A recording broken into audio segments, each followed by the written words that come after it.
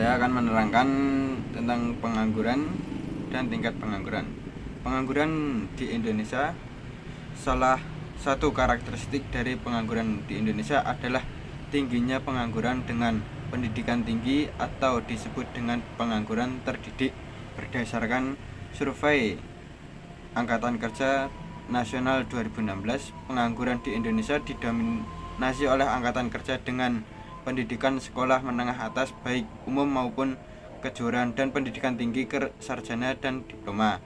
Fenomena ini menjadi ironis mengingat bahwa berarti semakin tinggi pendidikan seseorang, probabilitas atau kemungkinan seseorang menjadi pengangguran semakin tinggi juga. Isu pengangguran yaitu mismatch pendidikan dan keterampilan. Banyak lulusan pendidikan tinggi yang tidak sesuai dengan kebutuhan pasar kerja. Mereka mungkin memiliki kualifikasi akademis tapi kekurangan keterampilan praktis yang dibutuhkan oleh industri. Yang kedua, pertumbuhan ekonomi yang tidak merata. Pertumbuhan ekonomi yang tidak merata antara daerah perkotaan dan pedesaan menyebabkan konsentrasi lapangan pekerjaan di kota-kota besar, sementara daerah pedesaan mengalami kekurangan pekerjaan. Yang kedua, perubahan teknologi. Kemajuan teknologi seperti otomasi dan digitalisasi mengurangi kebutuhan tenaga kerja manusia dalam beberapa sektor, terutama manufaktur. Dan pandemi COVID-19, pandemi telah memperburuk situasi pengangguran dengan menyebabkan banyak perusahaan melakukan PHK atau menutup usahanya.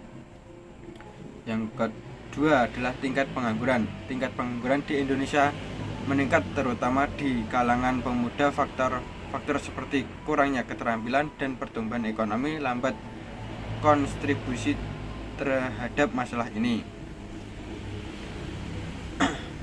Tingkat pengangguran adalah presentasi dari angkatan kerja yang tidak memiliki pekerjaan tetapi sedang aktif mencari pekerjaan dan tersedia untuk bekerja di Indonesia. Data mengenai tingkat pengangguran biasanya dirilis oleh BPS berdasarkan laporan terbaru dari BPS. Tingkat pengangguran di Indonesia pada Agustus 2023 adalah sekitar 5,81%.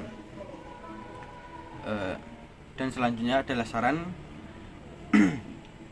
untuk menyelesaikan pengangguran. Yang pertama, pendidikan dan pelatihan keterampilan. Reformasi kurikulum pendidikan, menyesuaikan kurikulum pendidikan agar lebih relevan dengan kebutuhan industri. Yang kedua, program pelatihan dan magang. Hal tersebut dapat meningkatkan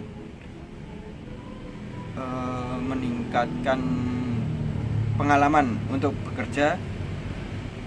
Yang kedua adalah pengembangan ekonomi daerah. Poin pertama, peningkatan infrastruktur, membangun infrastruktur yang memadai di daerah pedesaan atau menarik investasi dan menciptakan lapangan kerja.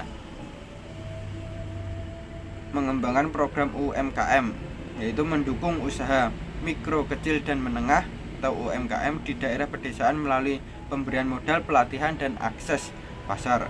Yang ketiga, adaptasi terhadap teknologi. Pendidikan teknologi, memperkenalkan pendidikan teknologi sejak dini untuk mempersiapkan tenaga kerja yang adaptif terhadap perubahan teknologi. Yang ketiga, retraining, menyediakan program pelatihan ulang bagi pekerja agar terdampak oleh otomasi agar mereka bisa beralih ke sektor-sektor yang lebih berkembang.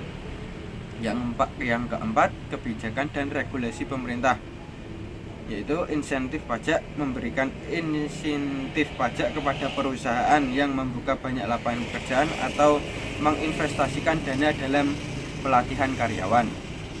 Yang kedua, perlindungan tenaga kerja, menguatkan regulasi perlindungan tenaga kerja untuk memastikan pekerja mendapat hak yang adil termasuk jaminan sosial dan kondisi kerja yang layak.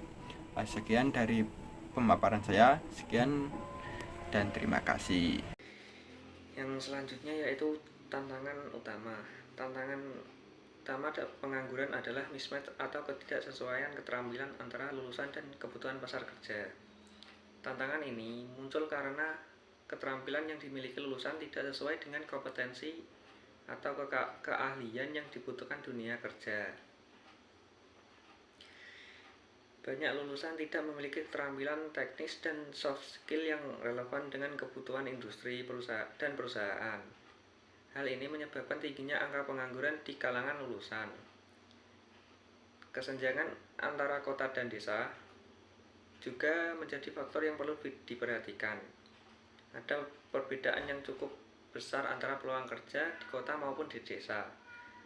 Di kota cenderung lebih maju dan menawarkan lebih banyak lapangan pekerjaan, sementara di desa peluang kerja masih sangat terbatas.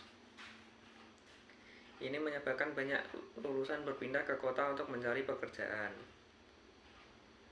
Meskipun tantangan besar, terdapat peluang untuk pengembangan keterampilan melalui program pelatihan dan pendidikan. Pemerintah dapat meningkatkan program pelatihan vokasi untuk mengembangkan kompetensi lulusan sesuai kebutuhan pasar. Pendidikan juga perlu disesuaikan dengan perkembangan zaman dan juga tuntutan industri. Yang selanjutnya yaitu kebijakan pemerintah. Pemerintah perlu mengimplementasikan kebijakan prakerja seperti memberikan insentif kepada perusahaan untuk menciptakan lapangan kerja. Kebijakan ini dimaksudkan untuk mendorong dunia usaha dan industri untuk turut aktif dalam penyerapan tenaga kerja. Bentuk insentif yang diberikan misalnya berupa relaksasi pajak, keringanan biaya administrasi, hingga fasilitas kredit murah bagi perusahaan yang banyak mempekerjakan tenaga kerja baru. Penguatan sektor informal juga perlu diperhatikan. Sektor informal merupakan salah satu penyerap tenaga kerja terbesar di Indonesia, namun umumnya menawarkan pekerjaan tidak pasti dan gaji yang rendah. Pemerintah perlu memberdayakan usaha-usaha mikro dan kecil agar dapat berkembang dan mampu meningkatkan penghasilan pekerjanya. Contoh kebijakan yang dapat ditempuh antara lain yaitu pelatihan, pemberian modal, serta pengembangan pasar bagi hasil produk sektor informal. Dengan demikian, sektor informal dapat lebih terstruktur dan mampu menampung lebih banyak tenaga kerja. Pengangguran berkolaborasi dengan swasta. Kerjasama dengan sektor swasta dalam menciptakan peluang kerja dan mengembangkan keterampilan merupakan langkah penting dalam mengatasi pengangguran.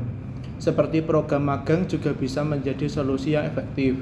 Namun, di sini kolaborasi antara pemerintah dan sektor swasta dalam mengatasi pengangguran dapat melibatkan berbagai strategi. Yang pertama, program pengembangan infrastruktur. Investasi bersama dalam proyek infrastruktur dapat menciptakan banyak lapangan kerja di berbagai sektor. Proyek ini juga bisa melibatkan masyarakat lokal dan meningkatkan keterampilan mereka.